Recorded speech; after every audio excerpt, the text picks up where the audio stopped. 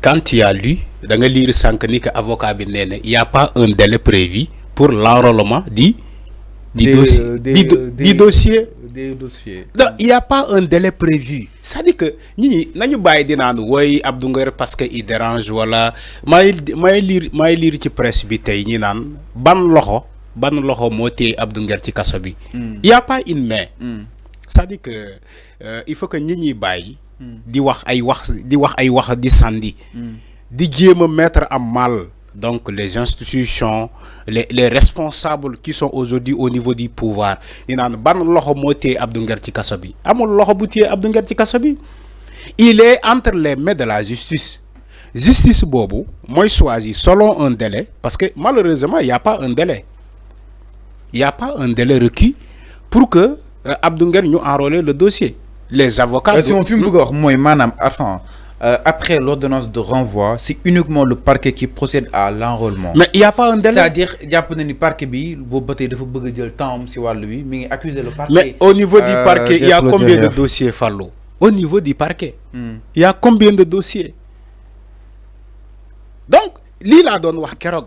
Il ne faut pas ngeen yaakaar ni que parce que siiw na borom tour la am na tour moo tax dañoo war a gaawantu atte dossier alors que il y a des gens qui sont en prison pendant des années seen dossier sax kenn enrôlé wu ko tu vois comment ça se fait la justice dafa am lu muy doxee chaque jour on nous annonce ces xam nga démb liiroo naa fi slogan bi le temps de la justice n'est pas le temps des politiques c'est ce qu'on nous dit maintenant bu fekkee tey dañuy yàkkamte di atte le dossier Abdou Nguer pourquoi on le fait. On n'a rien contre Abdou Nguer su naree génne kaso day génne kaso d'ailleurs ñu ngi koy ñaanal yàlla may ko mu génne fu mu nekk ñu ngi koy ñaanal loolu man maa ngi koy ñaanal personnellement yàlla may ko mu génne fu mu nekk mais bu naree am c'est pas des gens qui vont mettre la pression à la justice c'est pas des gens qui vont dire à la justice à la place ils vont se mettre à la place de la justice pour dire à la justice voilà man jour bi laa bëgg nga enrôler dossier Abdou Nguer yow procureur bi man jour bi laa bëgg nga enrôler dossier Abdou Nguer jour bi laa bëgg ngeen atte ko jour bi laa bëgg ngeen libérer ko ça se fait pas c'est pas comme ça que ça se fait ici on voit des gens qui font les mêmes pratiques ils veulent prendre la place de la justice mooy maanaam dañoo bëgg remplacer justice bi di ko wax loo lan nga war a def lii la ñu bëgg nga def lii la ñu bëgg nga def c'est pas comme ça quand ça leur arrange on parle de ces choses-là maintenant quand ça leur arrange pas dañuy taxaw ne la nañu bàyyi justice mu liggéey mais pourquoi aujourd'hui on bàyyi ñu justice bi mu liggéey on peut pas laisser la justice moom ci cëggal gu yëpp mu juger les dossiers là parce que yéen da ngeen yàkkamti ça ne vous arrange pas moo tax ngeen mettre la pression au niveau de la justice waaye il faut coûte que coûte nga enrôler le dossier Abdou Nguer ban loxo moo téye Abdou Nguer ci kaso bi ba léegi c'est pas comme ça que ça se passe parce que ça ne vous arrange pas maintenant au cas contraire ils vont dire aux Sénégalais bu leen mettre la pression à la justice bàyyi leen justice mu liggéey comme le cas de la reddition des comptes l'opposition ils disent à la population ou bien aux membres de PASTEF non attendez il faut pas ngeen mettre la pression à la justice bàyyi leen justice cëgal guyam mu liggéey parce que c'est dans le cas de la reddition des comptes dañoo ragal maintenant quand il y a des gens qui ont été arrêtés des soi-disant chroniqueurs des soi-disant chroniqueurs là on met la pression à la justice pour ne ko lan ngay xaar pour enrôler dossier diw lan ngay xaar pour libérer diw lan ngay xaar pour atte dossier diw on met la pression au niveau de la justice. Logique pour logique Arfan c'est-à-dire il a passé plus d'une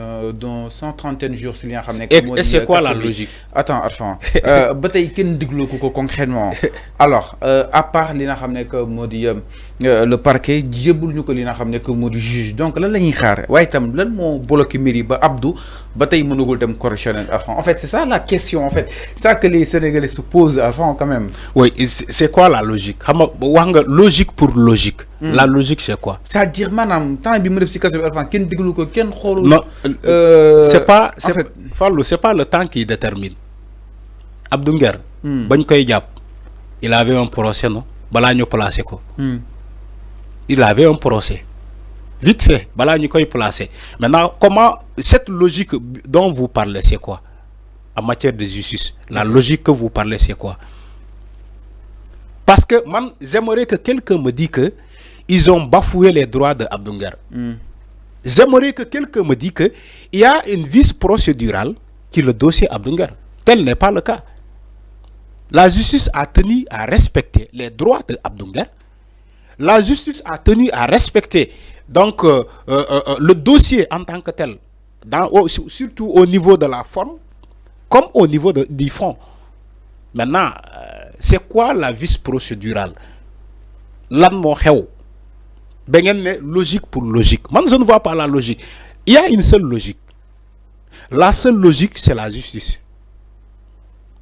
La seule logique, c'est l'appréciation du juge. Ce n'est pas des gens qui spéculent, qui parlent comme ça.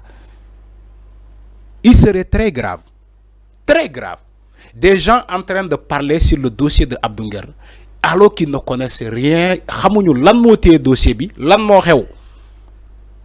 Xamuñu lan moo xew. C'est de l'amateurisme, c'est du n'importe quoi. Il n'y a pas une main bi téye Abdou Nguer ci kaso. Seule la justice moom moo téye Abdou Nguer ci kaso. Justice bi kese. Il n'y a pas une main. Ah, il faut arrêter cette ironie. Je suis désolé de le dire. Tel n'est pas le cas. Fallou. Abdou Nguer bu waree génn kaso day génn kaso. D'ailleurs ñu ngi koy ñaanal. Yàlla mu jógee fu mu nekk. Ok. Mais bu naree am, c'est pas des gens de l'opposition ou bien des gens comme ça qui parlent ouais ban loxo moo téye Abdou Nguer. Même la presse alimentaire. La presse alimentaire qui manipule l'information, qui même vouloir publier des choses, on invente, on crée. On accuse involontairement à des gens ni que ñom ñoo téye Abdou Nguer ci kasso bi. Quand la presse pose la question, ce journal-là, le journal qui a posé aujourd'hui la question, l'AS, le journal l'AS, ban loxo moo téye Abdou Nguer ci kasso bi, il s'agit de quelle main? Ban loxo loolu moy jaxase journal bi lu muy publier loolu moy jaxase nit ñi. Alors c'est comme si Abdou Nguer ci dossier il y a quelqu'un qui est derrière le dossier bi nek di manœuvrer pour que Abdou Nguer baña génn ci kasso bi. Alors leer na bu fekkee journal L'As xam nako il n'a qu'à dévoiler son nom. Alors mi ngi wa ila mo bàyyi manipulation bi. L'As c'est un journal qui manipule à longueur de journée. Je ne sais pas que si les Sénégalais s'en rendent compte. C'est un journal qui manipule. Leer par rapport à li nga xam ne que moo di justement mbiru li nga xam ne que moo di Abdou Nguer donc nag may ni fàttali moom ki nga xam ne que moo di Abdou mat na 131 jours mi ngi si li nga xam ne que moo di kaso bi ses avocats nag ñoom Abdou ne daal di jëm si nga xam ne que moo di sa association jàpp ne nag jot na mu daal di war a mën a libre après 139 jours donc nag mbokk yi donc ce qu'on peut retenir mooy Abdou procureur rek la ko daal di présenté ba tey jii présenté ñu ko exactement benn juge après son placement sous mandat de dépôt. C'est le parquet, c'est pourquoi il n'a toujours pas enrôlé, d'autant plus qu'il a rejeté toutes nos demandes de liberté provisoire, y compris la mise sous résidence surveillée avec bracelet, a regretté maître Babou Diop dans les colonnes du journal L'As moom mi nga xam ni itam moo ko daal di wax. Alors ñu daal di ñëw si benn ponk sans plus tarder du côté de la régie. Alors El Hadj ñu jox ma photo bi ma la envoyé Barthélémy Toye Dias ak ki nga xam ne que moo di imam bu